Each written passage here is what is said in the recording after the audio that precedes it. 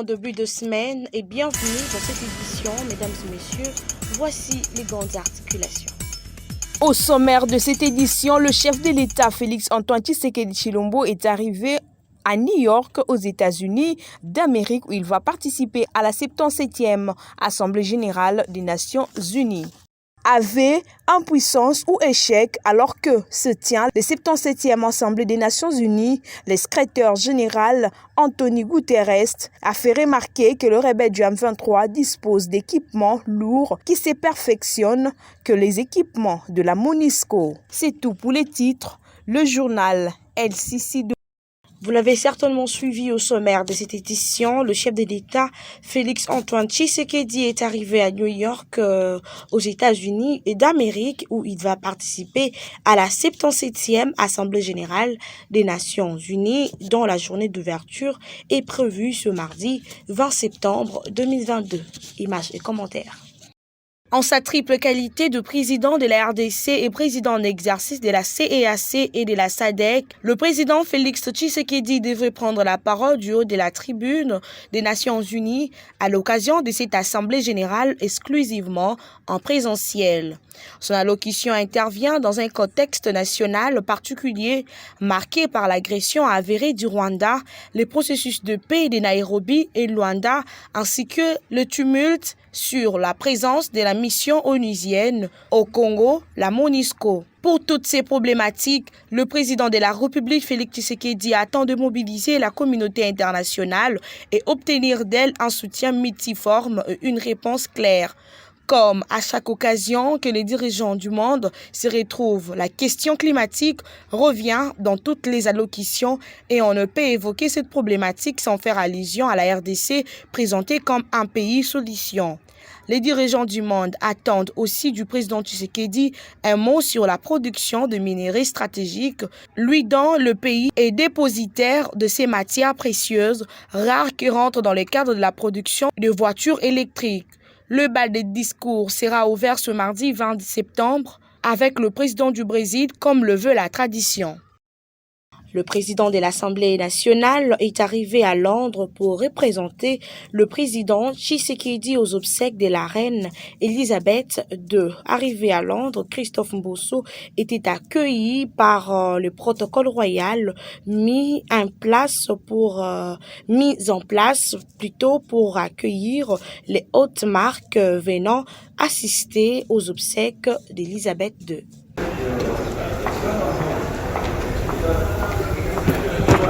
Monsieur le Président, alors, merci beaucoup d'être venu. Le gouvernement britannique est très heureux de vous accueillir. Par mon entremise, ils m'ont demandé de vous présenter la salutation. Ça, c'est notre collaborateur, M. Dondolé, le représentant à l'ONU, il est le ministère des Transports. Le gouverneur de la ville-province de Kinshasa, Gentili Ngobila Mbaka, a effectué une tournée dans les différents sites pour évaluer l'évolution de travaux d'embellissement des emprises publiques. Accompagné du vice-gouverneur Gérard Moulumba, des ministres provinciaux respectivement en charge des infrastructures et travaux publics, des affaires foncières et de la commissaire générale en charge de l'environnement, le gouverneur Gentili Ngobila a débuté sa ronde par la commune de Massina où des travaux d'embellissement des abords du boulevard Lumumba sont en train d'être effectués partant du marché Liberté jusqu'à l'aéroport international de Njili. Là, l'autorité urbaine a salué la qualité des travaux qui avancent bien, exécutés par l'entreprise Adi Construction. L'encadrement des abords du boulevard Lumumba empêchera la population du coin de vendre leurs articles à même le sol le long de la chaussée. De là, le gouverneur de la ville a pris la direction de l'avenue des poids lourds à Kingabwa, dans la commune de Limete, pour inspecter les travaux d'embellissement des abords de cette route exécutés sous la coordination du vice-gouverneur Gérard Moulumba. Il a visiblement apprécié les nouveaux visages qu'affiche petit à petit l'avenue des poids lourds. Ensuite, Gentili Ngobila s'est rendu sur le boulevard entre la 4e et la 6e rue Limete résidentielle pour s'imprégner de l'évolution des travaux d'embellissement de l'emprise publique comprise entre la grande chaussée Lumumba et le petit boulevard. Un travail de qualité est en train d'être abattu à cet endroit, à la grande admiration de tous. L'autorité urbaine a donné des orientations à l'entrepreneur en vue d'une issue le plus que satisfaisante, et ce, dans les délais. Après limiter Gentini Ngobila et sa suite, ils sont allés sur l'avenue Bypass dans la commune de Limba pour se rendre compte de l'effectivité des travaux d'implantation des poteaux pour l'éclairage public. Selon le chef de l'exécutif provincial, dans le cadre de son programme de réhabilitation de l'éclairage public dans la capitale, il est prévu aussi de sortir de l'obscurité la route Bypass dans son tronçon allant de l'échangeur de Limete jusqu'à la Cité Verte, avant de continuer avec les mêmes travaux d'éclairage public sur la route de Matadi à Binzaozone dans la commune d'Ngalema. Là aussi, les travaux évoluent à pas de géant sous l'œil vigilant et curieux de la population de Limba impatiente de voir cette voie éclairée. À en croire l'autorité urbaine, le go de l'éclairage public sera donné dans quelques semaines sur le premier tronçon compris entre l'échangeur de Limité et le rond-point Ngaba. L'occasion faisant le larron, le gouverneur Gentini a face à la presse évoqué d'autres réalisations à l'actif de la ville de Kinshasa, notamment plusieurs routes réhabilitées et construites, l'assainissement de la ville ainsi que l'opération Zéro Épave qui a sans nul doute produit des résultats sur les artères principales de la ville. En dépit de nombreuses difficultés, Gentini Ngobila a promis de doubler les efforts pour travailler davantage en faveur du bien-être social des Quinois et Quinoises d'ici la fin de son mandat. Aveu, impuissance ou échec alors que se tient la 77e Assemblée des Nations Unies, le secrétaire Antonio Guterres a accordé un entretien aux journalistes de RFI et France 24 dans lequel il fait remarquer que le rebelle du M23 dispose des équipements lourds qui s'est perfectionné plutôt que les équipements de la MONUSCO. L'apport de la MONUSCO dans le maintien de la paix en RDC devient de plus en plus incertain après le propos du chef de la mission onusienne disant que la MONUSCO n'aurait rien à perdre en quittant la RDC. C'est au tour du secrétaire général des Nations Unies. Dans une interview accordée à RFI, Antonio Guterres n'est pas allé par quatre chemins pour exprimer l'inefficacité de la mission onusienne face aux rebelles du M23 qui sont appuyés par le Rwanda. Le M23 a été, comme vous le savez, la raison de ces dernières manifestations, le fait que les Nations Unies ne sont pas capables de battre le M23. La vérité, c'est que le M23 aujourd'hui est une armée moderne avec des équipements lourds qui sont plus perfectionnés que les équipements de la MONUSCO, a déclaré Antonio Guterres. Interrogé explicitement sur la source des moyens du M23, le secrétaire général de l'ONU renseigne que ces rebelles viennent de quelque part, sans citer nommément le Rwanda. Ces propos du secrétaire général de l'ONU, Antonio Guterres, vient encore jeter le doute sur la présence de la mission onusienne en RDC, surtout lorsque l'on sait que ces dernières semaines, l'Est de la RDC a été secoué par ces manifestations anti-MONUSCO qui est accusée de l'inefficacité dans le maintien de la paix dans cette partie du territoire plongée dans l'insécurité depuis plusieurs décennies.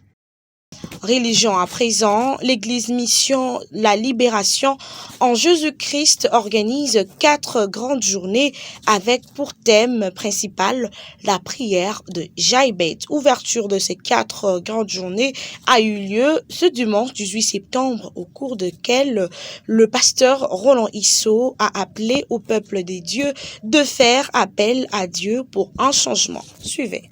Si ta main est avec moi, et si tu me préserves du malheur,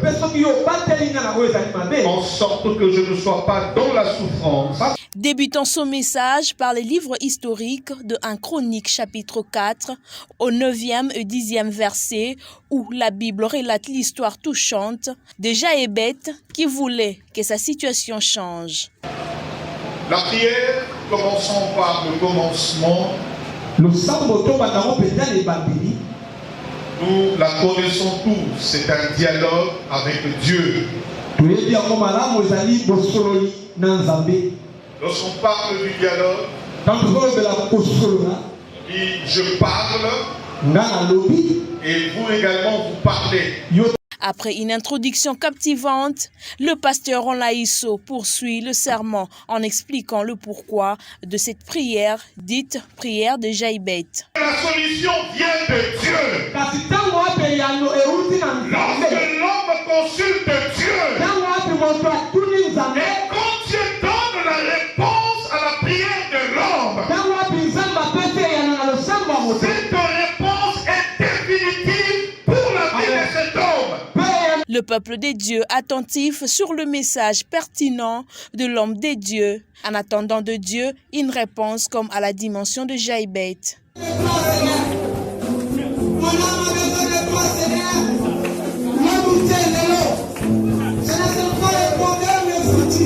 Notons que ce dimanche 18 septembre n'était que l'ouverture de ces grands marathons de prière que l'Église Mission La Libération en Jésus-Christ va poursuivre encore ces jeudis 22 et vendredi 23 septembre avant la clôture qui est prévue pour le dimanche 25 septembre.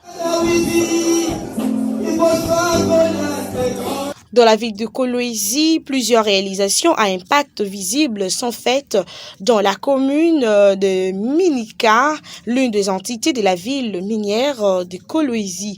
C'est grâce au pourcentage qui lui parviennent de la commune sœur de Dilala, bon bourgmestre Franck Moalou Kafioto, qui évalue à plus de 80% des réalisations à intérêt communautaire dans sa juridiction, invite par ailleurs les administrés à la bonne protection de ces ouvrages à travers plusieurs domaines. Suivez. Située dans la ville minière de Kolwezi, la commune de Manika s'est développée dans un clin d'œil sur tout le plan grâce à la volonté politique de son bourgmestre. Franck Maoula a posé plusieurs actions à intérêt communautaire. C'est notamment des infrastructures routières réhabilitées et asphaltées dans la cité Manika, entre autres l'avenue Mpolo, Kikwit, Matadi, Kassai, Boma, l'avenue de la Mission, ainsi que les avenues Mangui et Kazembe des quartiers Kamanyola et Kamassar. D'autres avenues intercommunes sont également réhabilitées dans le quartier Jekamine Mutoshi, Kasulo et Kabila. Le bâtiment administratif abritant tous les services communaux fait partie de grandes réalisations du bourgmestre Franck Maoula Kafioto. Il a en outre construit un type moderne le bureau des différents quartiers de sa commune, tels qu'Aluseka, Moïse Tchombe, Kakifuluwe, Mununga et Mutoshi, récemment vandalisés par les inciviques. Pour relier la cité Manika à celle des Diour, Franck Maoula a érigé une passerelle et construit un pont reliant ainsi les Kamassar au village Kazembe. Quant à la pénurie en eau potable, le bourgmestre de la commune de Manika s'est investi dans le forage des puits d'adduction d'eau potable, en commençant par le bureau communal, le quartier Kaeke, Moïse Tchombe, le centre de santé Manika et autres. Franck Maoula Kafioto a par ailleurs installé l'éclairage public sur l'avenue Okito, dans sa partie comprise entre Mwatisenge et l'église Kimbanguiste, et doté à sa population de transformateurs ayant connecté 4 cabines électriques au réseau SNEL. Dans les domaines sanitaires, une morgue ayant une capacité d'accueil de 80 corps a été construite dans l'enceinte de l'hôpital général de référence de Mwanguiji, y compris la dotation d'un corbillard. Franck Maoula Kafioto a ensuite construit un centre de santé répondant aux normes et standards internationaux au quartier Kasulo, qui est déjà opérationnel, et un autre en chantier au quartier Kakifuluwe. Il a mis à la disposition de sa population des camions anti-incendie et 2 DIP 4x4 dotés à la police communale pour la sécurisation des personnes et de leurs biens. Hormis les amigos construits à travers plusieurs quartiers de son entité, le bourgmestre Franck Maoula Kafioto appuie aussi les secteurs éducationnels. C'était les reportages de Ben Dinanga. Environ 40 détenus se sont évadés le week-end dernier au cachot du parquet près les tribunaux de paix de Luboudi dans la commune rurale de Fungurume. Face à cette situation, le bourgmestre invite la population à la vigilance. La nouvelle société civile également, coordination de l'Alaba, invite le gouvernement à travers son ministère de la Justice de suivre de près cette affaire car il peut y avoir de complicité. À l'espace d'une semaine, la province du Alaba a enregistré 2 évasions dont les circonstances inquiètent encore plus d'un Lualabé. La deuxième en date est celle survenue le week-end dernier au cachot du parquet près le tribunal de paix de Lubudi, installé dans la commune rurale de Fungurume. Selon le chef de cette institution pénitentiaire et le bourgmestre de cette commune, il s'agirait de 40 détenus qui ont étranglé un élément de la police nationale congolaise commis à la garde afin de s'évader. Tout ce que nous pouvons dire à la population est de collaborer avec la justice. Lorsque vous constatez une personne suspecte dans votre quartier, dans votre parcelle, prière, informer les parquets pour interpeller tous ces fugitifs. Nous venons de la réunion du Conseil de sécurité où nous venons de prendre un train de mesures par rapport à la sécurisation de ces endroits de détention. Et ici, je voudrais en appeler à la conscience et à la participation de toute la communauté de Fungurume et de ses environs pour qu'elle puisse nous aider à rechercher ces fugitifs. La nouvelle société civile Coordination du Lualaba, qui condamne avec fermeté ces évasions à répétition, exige par ailleurs le remaniement de l'appareil judiciaire au Lualaba. C'est spectaculaire parce que quand vous mettez des gens qui sont des dangers publics, mais il faut des mesures de sécurité adéquates. Donc vous ne pouvez pas avoir une certaine légèreté quand les gens peuvent s'enfuir comme ça en grand nombre.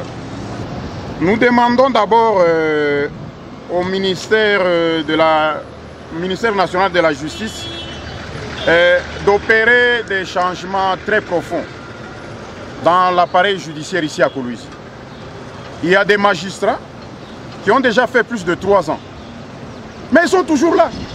C'est anormal, c'est contre la loi sur la magistrature. Ils doivent quitter. Il y a d'autres procureurs qui se font passer pour des petits monarques là. C'est-à-dire eux là, si un Chinois a un problème, du coup il est disculpé. Oui. Il y a plusieurs cas comme ça que nous demandons que Madame ministre de la Justice, qu'elle vienne nettoyer les écuries ici. En rappel, la province de Lualaba a enregistré 2 évasions dans le cachot du parquet près les tribunaux de grande instance de Kolwezi et celle de Lubudi. Fin de cette édition, mesdames et messieurs. Merci de l'avoir suivi. Voici les rappels des grandes articulations. Le chef de l'État, Félix Antoine Tshisekedi Tshilombo, est arrivé à New York, aux États-Unis d'Amérique, où il va participer à la 77e Assemblée générale des Nations unies. Avait impuissance ou échec alors que se tient la 77e Assemblée des Nations Unies, le secrétaire général Anthony Guterres a fait remarquer que le rebelle du M23 dispose d'équipements lourds qui se perfectionnent que les équipements de la MONUSCO. Merci d'avoir suivi les grands journaux de Molière Canal+. Merci à toute l'équipe rédactionnelle, particulièrement à Jean-Pierre Moy pour la rédaction, Maximilien Salah, la prise de vue et la réalisation, Asitumba et Moïse Bouilou. Au revoir et bon suite de programme sur nos antennes.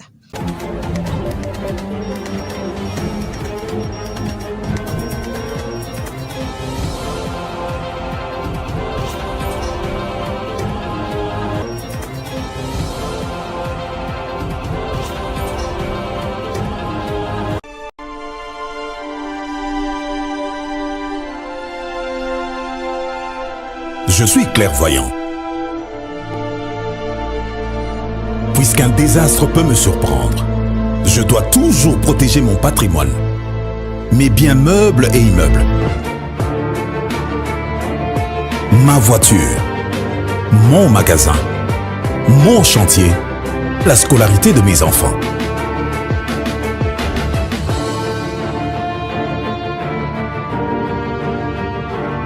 Heureusement, la SONAS a démontré sa capacité à couvrir les risques et à prendre correctement en charge l'assuré, ainsi que toutes les victimes en cas de sinistre.